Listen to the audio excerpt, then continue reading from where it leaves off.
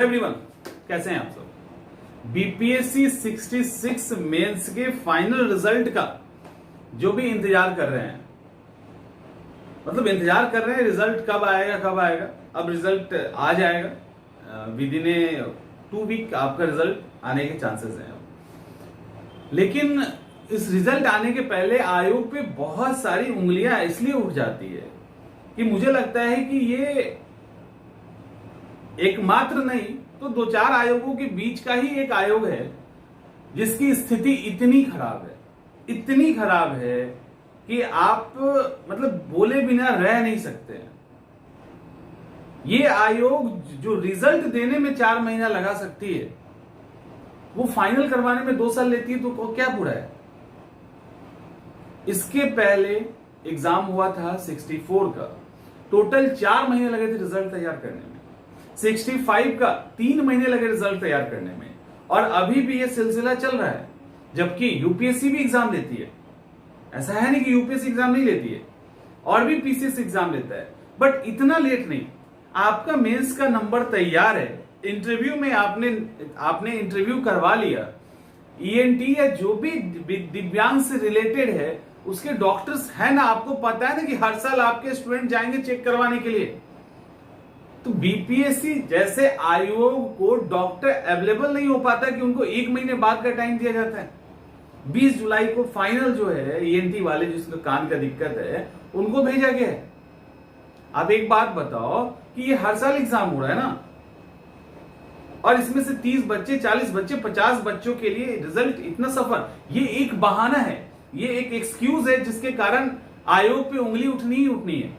आयोग को ये सारी चीजें सुधारनी ही होगी, और ये डेफिनेटली डाउट में डालता है कि कुछ ना कुछ गड़बड़ी चल रही है। क्योंकि इतना देर अगर आप इंटरव्यू का रिजल्ट रोक रहे हैं, फाइनल रिजल्ट को रोक रहे हैं, तो एकदम श्योर है कि कुछ ना कुछ गड़बड़ी आप कर रहे हो अंदर में, कोई डाउट नहीं है। क्योंकि आपसे ज्यादा लोगों को हर साल यूपीएससी हर साल टाइम पे एग्जाम लेके उसको नौकरी दे रहा है। रिजल्ट के विद इन 1 वीक बहुत हुआ, रिजल्ट आ जाता है, ज्यादा टाइम नहीं लगता है। कैसे हो रहा है ये? और उससे ज्यादा टाइम लगने का क्या मतलब है? इंटरव्यू में आपने क्या स्कोर दिया, ऐड कीजिए, जिसका आ रहा है निकालिए, इससे ज्यादा क्या टाइम लगेगा? नहीं होगा तो बाद में आप चेक कर लेना, कौन है या कौन जेन्युइन है या नहीं है, उसको हटाइए, वेटिंग में डालिए, निकालिए स्टूडेंट को। यहां तो दिक्कत है कि वेटिंग भी नहीं छोड़ते ये लोग वेटिंग में भी नहीं छोड़ते हैं। खाली है तो खाली है, वेटिंग में क्यों नहीं छोड़ते हो यार? वेटिंग में नहीं छोड़ने के कारण इतना डिले हो जाता है। तो रिजल्ट तो आप लोग का आ जाएगा, जुलाई के लास्ट तक में रिजल्ट आ जाएगा, क्योंकि 20 तारीख को ये है, उसका रिपोर्ट आएगा। तो होपफुली कि जुलाई के लास्ट में रिजल्ट वहां तक आ जाना चाहिए, ठीक है। लेकिन आ जाना रिजल्ट एक अलग बात है, इतना डिले होने का ही मतलब नहीं। रिजल्ट इतना डिले नहीं होना चाहिए।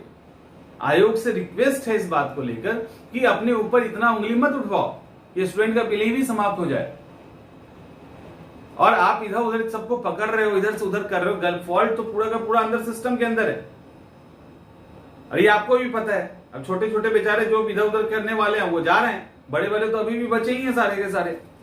स्थिति तो ये है यहाँ की। और एग्जाम की तैयारी स्टूडेंट इस उम्मीद से कर रहे हैं कि सब कुछ फेयर होगा। क्या फेयर होगा? अगर इतना देर रिजल्ट अटक रहा है तो फेयर होने का सवाल ही नहीं उठता है फेयर होने का। तो रिजल्ट इंटरव्यू के बाद विद इन 15 डेज मैक्सिमम हो गया, आप कोई भी चीज करवा के उसका रिपोर्ट लेके रिजल्ट बना के डाल सकते हैं। 2010 लाख स्टूडेंट को की बहाली आप नहीं कर रहे हैं कि आपके पास संसाधनों की कमी है, और डॉक्टर अगर हमारे पास इतने नहीं है तो ये भी तो एक विडंबना है कि 30 स्टूडेंट को चेक करने के लिए 1 महीने के बाद का टाइम मिलता है या 20 दिन के बाद का टाइम मिलता है। तो ये सारी चीजें दिखाती है कि इस आड़ में कुछ हो रहा है। ये एक बहाना है कि इसके बाद हम मतलब ये चीज है मेडिकल प्रोसेस में लगे। काहे का मेडिकल प्रोसेस? ये दिखा रहा है कि आप कुछ और करना चाह रहे हैं।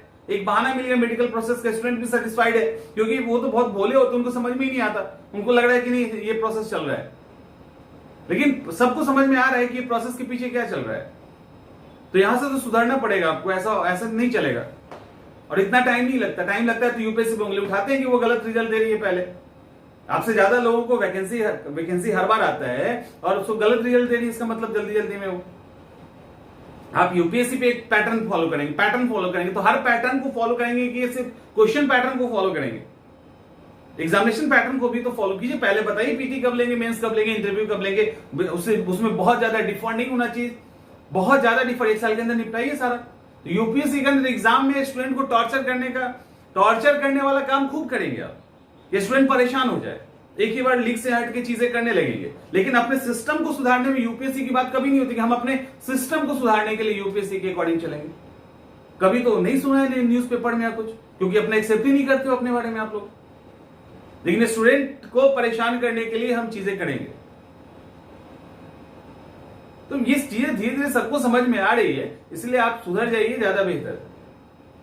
क्योंकि बहुत ज्यादा ये सारी चीजें डाउट में डालती है और ये स्टूडेंट का मनोबल टूटता है कहीं ना कहीं, और उनको जो तैयारी करवाने वाले टीचर है उनका भी टूटता है। ऐसा नहीं कि उनका ही टूटता है, उनको भी कभी कभी बुरा लगता है, हमें भी लगता है कि क्या करवा रहे हैं यार, कहीं अंदर से तो जेन्युइन स्टूडेंट तो बाहर ना हो जाएगा, अंदर में कोई चला जाएगा, तो अफसोस खुद भी होता है कि कुछ नहीं कर पा रहे।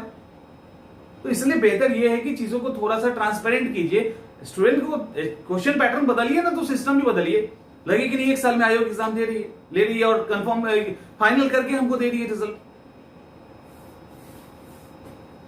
तो रिजल्ट जो भी इंतजार कर रहे हैं वो थोड़ा सा और इंतजार कीजिए, रिजल्ट आएगा।